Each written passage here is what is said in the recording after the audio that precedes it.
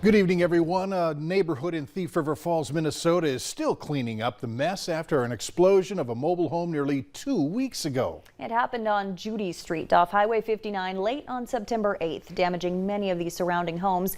Neighbors tell Valley News Team's crime and safety reporter Bailey Hurley that supply chain issues will keep them waiting on repairs for weeks.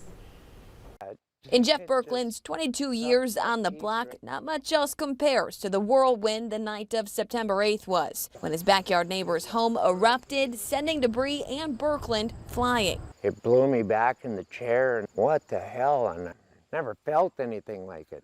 Berkland says while thankfully no one was hurt in the explosion, neighboring homes like his did take a beating. The pressure change is so drastic that it just creates a vacuum. He says he's now out $4,500, losing 12 windows in the explosion. My neighbor lost 2 windows, and my neighbor to that side of me lost 2 doors and 2 windows. He says for an extra $950, he put an emergency rush on the new windows, but with material shortages and supply chain issues, that still leaves him windowless for at least another 5 weeks. And Berkland says while that is a long time, without the rush shipping, he would have been waiting even longer. Middle of December. Would have been mighty chilly.